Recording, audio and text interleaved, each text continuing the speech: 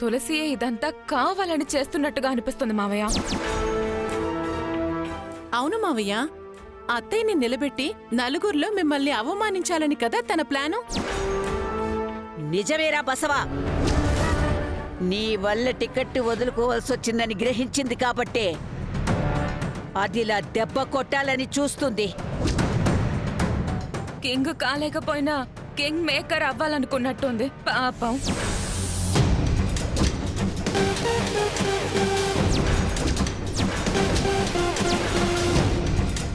King maker లేదు, కొత్తిమీర కట్ట లేదు. కుక్కిన పేనులా పడుంటేనే అది ఇంట్లో ఉంటుంది.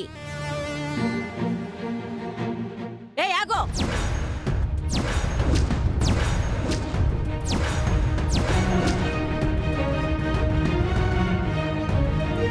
నువ్వు మొగుణ్ణి కొంగున కట్టేసుకున్నట్టు నీ అత్త కూడా నా కొడుకుని కట్టేసుకోవాలి అనుకుంటున్నావేమో. నా గొంతులో ప్రాణం ఉండగా అది జరగని పని.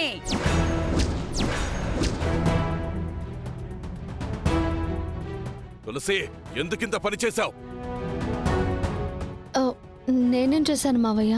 ఎమ్మెల్యే టికెట్ నాకు రాకపోవడానికి అది విశాలాక్షికి రావడం వెనకాల కూడా నీ కుట్రే ఉందని నా అనుమానం.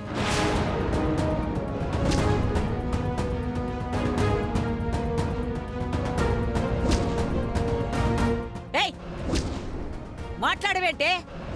నిజంగా నేనే చేశానన్న విషయం వీళ్ళకి తెలిసిపోలేదు కదా. ఎందుకు నాకింత ద్రోహం చేశావు? చెప్పు. నాన్న ఆగు నాన్న, ఇందులో తులసి తప్పేం లేదు నాన్న. అయితే తప్పంతా మీ అమ్మదేనంటావా?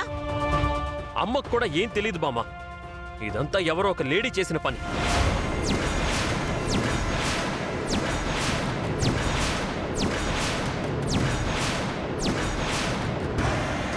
ఎవరో లేడీ ఏంట్రా? ఎవత్తది? పార్టీ ఆఫీస్లో సూర్యప్రతాప్ గారిని కలిసిందంట ఆవిడ. తను చెప్పినట్టుగానే టికెట్ నీకు కాకుండా అమ్మకి ఇచ్చినందుకు థ్యాంక్స్ చెప్పిందంట.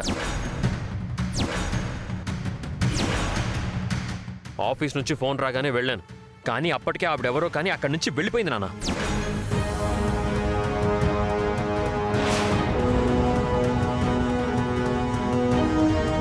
అంటే ఈయన చెప్పేది నా గురించేనా? మీ నాన్నకి టికెట్ ఇవ్వద్దని చెప్పాల్సిన అవసరం ఏ ఆడదానికుందిరా?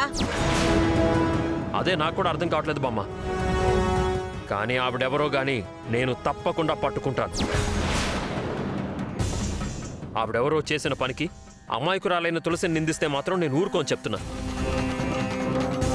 అయ్యో, ఈయన నన్ను కాపాడే ప్రయత్నం చేస్తుంటే నేనే దొరికిపోయేలా ఉన్నానే. సరేరా, అదెవరో చేసిన పనికి సూర్యప్రతాప్ తలొగ్గి టికెట్ నాకు కాకుండా మీ అమ్మకి ఇవ్వచ్చు. దానికి మీ అమ్మెలా ఒప్పుకుంటుందిరా?